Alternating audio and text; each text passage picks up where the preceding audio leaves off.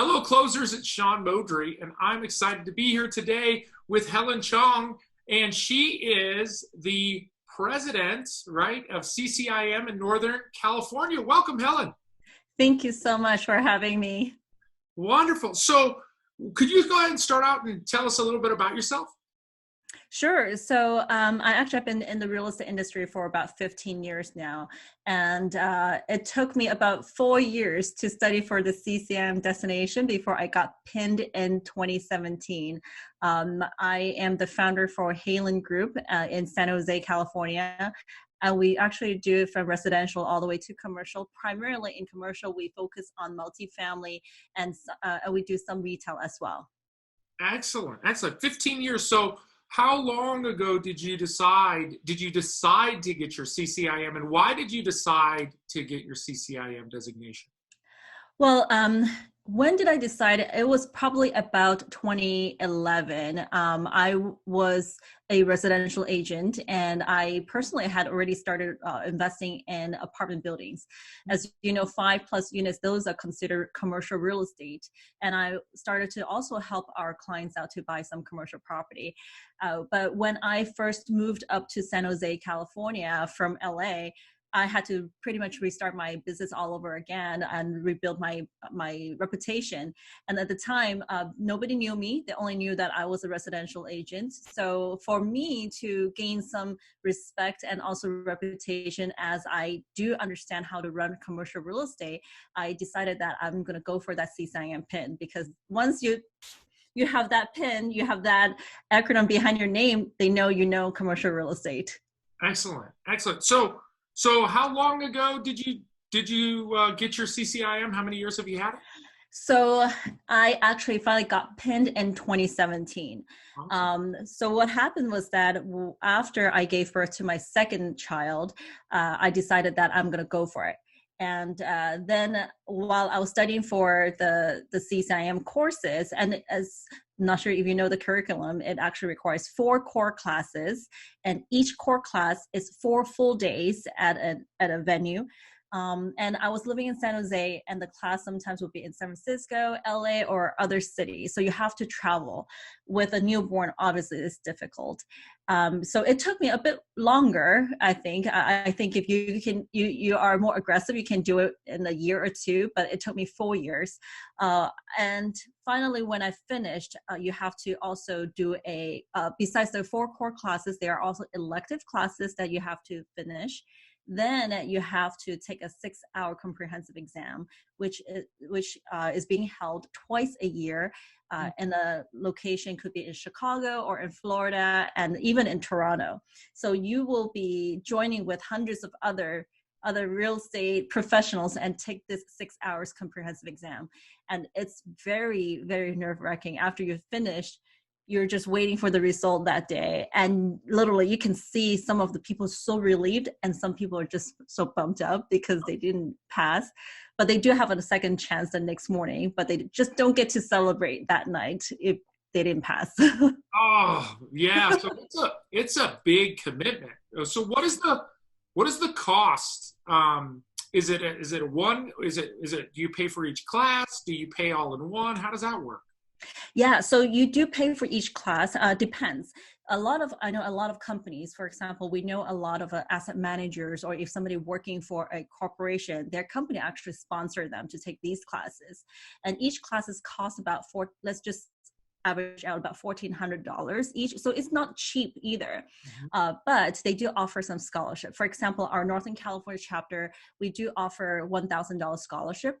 And when I first started, I applied for the diversity scholarship the minorities scholarship, where I got, I think it was $800 at the time for 2 core classes. So I got some discount out of those. Excellent. Excellent. So somebody could, if they're really interested, they might look into getting a scholarship in their area, and they would just contact their chapter president in that area? Correct. Yes, they just contact the chapter, and then they will let them know when is the application deadline. Just be sure, because sometimes we have to beg people, like, apply, so the chance is not bad. I would say you have 50% chance to get the scholarship. Good. Yeah, that's great. Yeah, just apply. That's what I tell my kids. And my kids are a little older than yours. So it's like, go out and apply for these scholarships. Yes. So now that you have your designation, do you do commercial full-time or do you still do residential part-time? I still do residential and do commercial at the same time. So my company right now, we have several different agents. We have agents who focus on residential, and then we have agents who focus on multifamily and other commercial real estate. Okay. So for me, I still have clients for both. And one of the reasons why we still focus on both residential and commercial, I know most agents out there is like, okay, either residential or either commercial, because they are very different way of running the businesses, very different way of even running the analysis, right? So for us though, because we have clients who start off like buying their own home, and then we help them to build their real estate portfolio all the way to buying apartment buildings. And it is very important for them to understand that we can actually help you analyze for residential real estate, and also different ways of analyzing the commercial real estate. So if you're a residential broker, let's just say that that's been your specialty, and maybe you're not going to go full on commercial, do you see a benefit of getting your CCIM designation? Absolutely, because again, is that if what I see the mistake of residential agents always try going to commercial real estate is not understanding how to run the analysis. Commercial real estate clients, they're very different. They're very number oriented. They're very analytical, and I see the residential agents just don't understand that part, and they really burn themselves because of that reason. So I highly, highly recommend, if they do want to do some commercial real estate transactions, either they partner with somebody who really specializes in commercial real estate or understand how to run the analysis, or go take some classes from CCIM. And I always tell a lot of residential agents, even you just taking the foundation CCIM course as well as a CCIM 101, just these two can make a big difference how you present your numbers to your clients. Excellent. I think that's outstanding advice. So how has the CCIM designation impacted your business directly? And you know what I mean by that, like financially. Let's talk about the numbers. Have you seen an increase in income due to having a CCIM? Yes, definitely. I have no doubt. I mean, for me, because once I become a CCIM and also being very active at my chapter, I think it's both, right? Not only you have the PIN, what are you doing with a PIN though? I am very active with our chapter. Before this COVID-19, I used to go to our meetings every single month for the past 4 years now. And as people know that you do understand, because I think one of the biggest obstacle for residential agent is that they immediately think that you don't understand commercial real estate. But after I've been there every single month and I talk about, our deals and express to them my knowledge, I started getting a lot of referrals, not only because I'm CCIM, I'm very active. People trust you because of the PIN. It's not an easy PIN that you just take one course or a half-day class and you get this destination. It's truly years of education before you can get that destination. Yeah, I love that. I love that. So the question though, are you making more money? Was it worth it financially? So no doubt about that. As one example is that I have one CCIM friend who I actually met him at one of my classes. We didn't know each other at the time. Then we bumped into each other at the chapter meeting. And again, go back to about 4 years ago, we both started there, and we must have referred each other over at least $50 million worth of transactions. Wow. Yeah. There you go. That's money. There you go. That's the number we're talking about. So what type of agent, if you're a residential broker or you're looking into getting your CCIM designation, what type of agent do you think is like, okay, you should go ahead and do this? And what type of agent do you think should probably just, maybe it's not the right fit for? Like, you definitely have to love numbers. You have to love spreadsheets. If you feel like the numbers confuse you, maybe this is not for you. I can tell you that after the foundation class, and the foundation class is a lot shorter than the CI 101 class. CI 101 class, either one, after you finish, by the time you finish, you will know if this is for you or not. And And then for those people who move up to take the CI 101 class, literally you'll see that they come out of that class with a big headache because it was just information overload. There's so much numbers in there in your head, but it actually excites you. You feel very excited because these numbers finally make sense, how you analyze things. I can tell you after I took the foundation class, I got goosebumps. I was like, I got to take the next one. Well, after I took the CI 101, I was like, I cannot wait until I take the rest of the classes.